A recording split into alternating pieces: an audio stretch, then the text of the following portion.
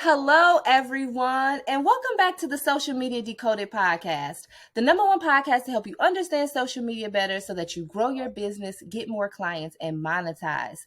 Today, I am talking to one of my amazing friends, Gabrielle, and yes, she is my friend, and I cannot wait to tell you how we even met because the story is so unique and amazing. But Gabrielle is a expert in influencer marketing, and she also owns a virtual assistant agency. And so we're going to talk about being a multi-passionate entrepreneur, influencer marketing, and all the things. So Gabrielle, welcome. I am so excited. I know I called you by your government name, but you're going to tell the people what your name really is and what you want them to call you.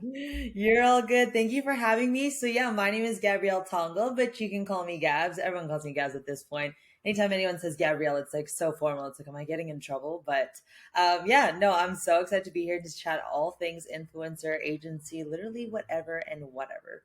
Yes, Gab. So I really love your story, and you're like so multi-talented. You started in this space, you are a bodybuilder and all these things. So tell us about yourself and how you got started, like with social media, with influencer marketing, and also the agency.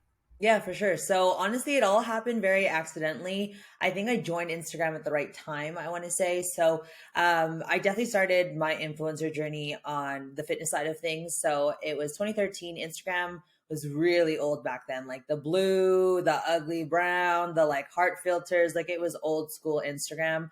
I initially just opened the account because it was just new at the time. And I started finding bodybuilders on there, and I started to like the way that they were looking. And I had just moved to a new city, and I was 17 at the time. And so I was like, I wanna look like these girls. And so, anyways, I started my own fitness journey and started just sharing it on Instagram. And over time, like I just had people invested in my journey because I was kind of using it as like a diary of some sort of me, going down this path of bodybuilding. And so, anyways, long story short, I ended up doing a bodybuilding competition for my first time for my 18th birthday. And so again, just kind of documenting the process. And over time, I landed some supplement company sponsorships as well as just some opportunities to get free product. Influencing wasn't even a thing back then, really. It was just a way of people of connecting with one another and just interested in what I was doing. So, anyways, I had built my social media that way. I hit the 10K. Like that was a big deal back then when you got that 10K. And then just over time, I got more and more opportunities through my bodybuilding career. And then the supplement company that I was actually sponsored by needed a social media manager at the time. And they said, hey, because we've seen you grow your own social media, like, what do you think about this? And at the time I was in school still. So I was like, well, I mean, not bad. Like I get to work from home, get a corporate job while in school. Like it was perfect. However, I didn't enjoy who I was working for. I loved learning social media marketing, like it was all self-taught and just through trial and error and just what I was doing personally on my own account. So I loved that, but I didn't love who I was working for. So I decided I wanted to start doing my own thing as a social media manager. And then over time, I was like, well, there's other things that I can help with, such as graphic design, photography, and all that stuff. So then it became virtual assisting. So that's kind of how my like social media manager virtual assisting went into play. And then the influencer stuff, like I said, just kind of evolved from me sharing my fitness journey, and then it became activewear, and then it became sharing more of my personal life. And it just kind of snowballed from there of being like a diary of my own, and people just interested in what I was up to. And so yeah, that's kind of how my journeys began and have become what they are today. Ooh, I love that you shared all of that. And we share a lot of things in common, like starting on Instagram back in the day. Yes, Yeah. 2013, back in the day when it was the ugly Instagram with the boxes and everything. It has evolved so much. And so being on these platforms, just seeing the evolution is like really cool. Oh yeah. I think that starting early on a lot of things really puts us ahead, right? You were able to utilize your skills and get a job. And so Mhm. in the field and then learn in the field and be able to take that. So you took your skills and expertise. I love it because you also know that that's what I did too. I took my skills and expertise and was like, oh, I could do Just this for let- more Let's people. yeah, let's just do it for other people, other companies, other industries, and it's the same principles, right? At the end of the day, it's the same principles, and you just apply it differently. Yeah. And then one day I was looking for a video editor, and Gabs reached out in my DMs, and that's how we started working together with her agency. Her agency is so amazing, you all. They are the podcast team. Okay. They help with this social media decoded It is podcast a full right circle here. moment that I get to be on the podcast that the team helps manage and like edit and everything. So it's gonna be cool. Yeah, I'm like, we have to have you on the podcast. We have to talk about all the things. And so yeah, Yeah. shout out to the podcast team. They're so awesome. So shout out to you, Gabs, for having a really amazing Yeah. agency. Thank And you. I want to talk more about the agency, but first I want to talk about Gab fam, Yeah. because you have built a community. And so this is Yeah. really important, you all, as a influencer, building a community. So your community rocks with you. Like, I watch your stories, like Yeah. they're so They're engaged. die So hard. They're die hard. yeah, so what was your like strategy in building the Gab fam? Like, how did you definitely tap into the community, Yeah. and build an authentic community at that, because it is very authentic. Yeah, so honestly, it be like I said, I was documenting my fitness journey, and at the time, people were finding me and really resonating with what I was sharing and saying and stuff like that. And so it got to a point where I said, "What am I doing here on social media?" And like now that this is becoming something than just your own personal account to share pictures, it's like people are actually invested into what you're doing and what you have to say. So, what is your goal? Is basically what I was telling myself at the time. And remember, I'm like 18, 19, 20 at the time when like things were really picking up. So like for me to even think about this back then, I'm just like, wow, like that's crazy. But anyways, I was like, I realized that I started sharing my journey because there wasn't enough people sharing theirs that I could resonate to and that I could go to and say like, thank you for motivating me, or, you know, thank you for being vulnerable, or whatever that was, whatever that was. And so for me, I was like, I want to be that person for someone else. So literally around that time when I realized that influencing was becoming a thing for me, I said my intention from day one will always to be that best friend that someone could turn to when it comes to fitness, when it comes to Amazon, when it comes to food, like when it comes to anything. Like I've always been someone who is like, I'll be there for you. And so I was like, let me turn that into what I'm doing on Instagram. And so that's always been my number one thing. Obviously, it was very fitness focused at the time. But I think because I stayed true to that all the way till this day of being that one person you can relate to in any way or turn to. And like I engage with my community a lot in the DMs, and in the comments and stuff like that. So I think staying true to what my initial intention was is why I've built such a great community being my Gab fam. And I think that's why too, like I've definitely not grown very much in the last probably 5, 6 years on Instagram. However, with my commission links, with just like the engagement that I get on my content, that has grown exponentially. So that just shows you that it doesn't necessarily matter what the number looks like. It matters on how many people are actually engaged and give a shit about what you're doing. And I think that's something that people miss the mark on is giving back to those who are actually supporting you. I think everyone's so fixated on this number of followers, but it's like it's not just about the followers, it's about the people who are there for you and like support you and like a ride, you know, ride or dies. And like it's like I think people really miss the mark on just like engaging and like socializing. Like at the end of the day, it's social media. You're supposed to engage with your community. And so I think because I've done such a great job at that since day one, I literally have people still following me from like day one. And they're like, I followed you since the beginning. And it's just amazing to see how much you've grown and evolved. And like the fact that they've stayed along for that long is insane to me. And so I think that's to answer your question, I think that's the biggest thing that I did right was caring about those who supported me along the way when I was 2,000 followers and all the way up to, you know, 42,000 now. So I think that's the biggest key to the Gap Fam being what it is. And that's why no matter what I'm talking about, they're like, I'm there.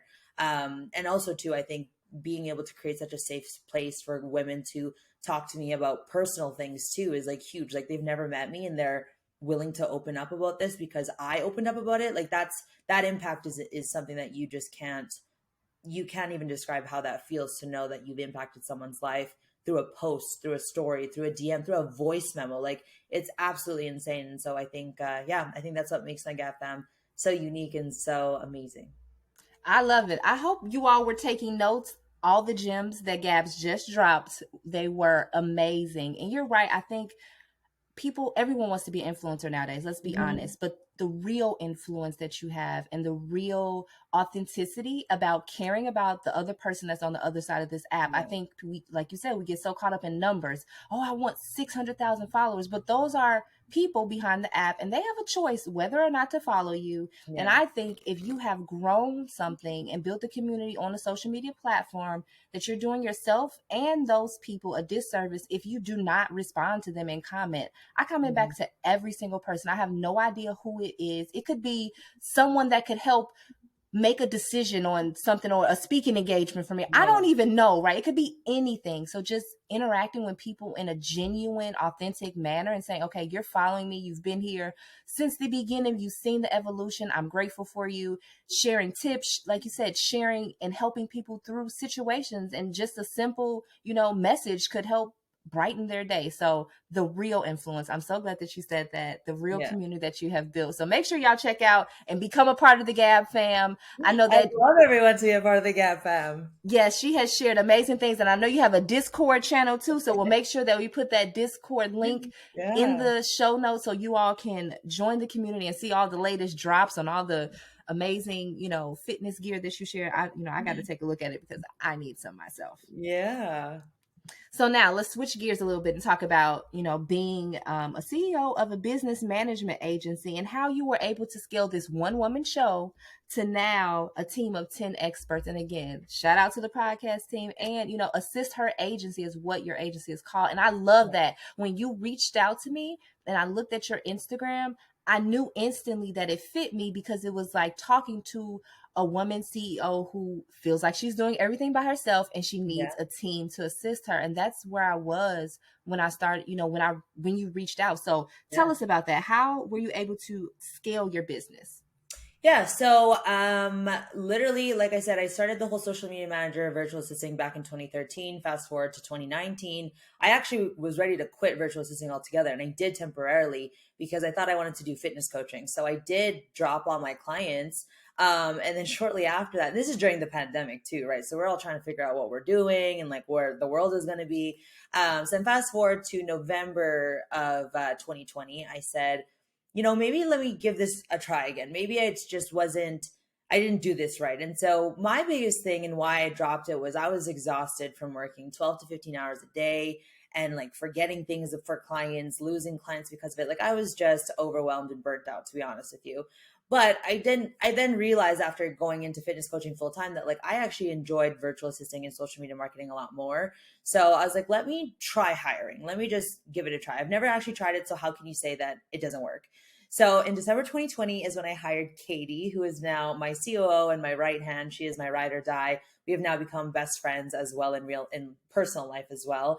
And so I hired her in December 2020, and then I hired my next person in January 2021. And then just over the last few years, we're now obviously in 2023, I've just added the team members as needed. And I think the key to me scaling to us being a team of 10 experts is that I really made sure that I chose individuals who were better than me at certain things, who also embodied everything that I was when I was a one woman show. The one thing when it was just me is that I provided so many different services because I was so multi passionate about different things. Like I said, the social media marketing, the admin, the photography, the videography, the video editing, like so many different things. And so I really said, if I'm going to make this an agency, I want to make sure that it embodies everything that I was when I was alone. And so I have made sure to pick experts on my team to do the skill sets that I could do, but do it better than me, obviously now. So that's kind of how I structured the team. And so most people think virtual assisting agency, that it's like a matchmaking agency, like most are. But for me, it's like you're paying a certain rate and you get a team of experts based on what you need.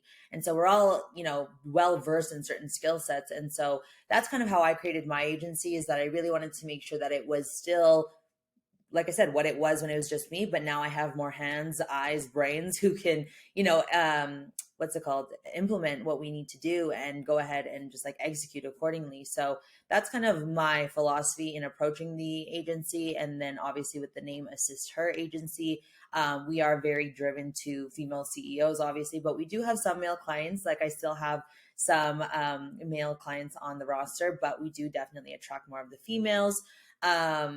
So yeah, and actually, fun fact is that one of my clients, when I was rebuilding my client roster, when I said, "Okay, I'm going back," it actually helped me come up with the name because she's like, "When I hired you, I had an aha moment." And I was like, "What do you like? What do you mean? Like, let's elaborate on this." And I was telling her that I was wanting to build an agency, and she said, "Yeah, like that aha moment, you're like light bulb moment, like that's kind of what she had."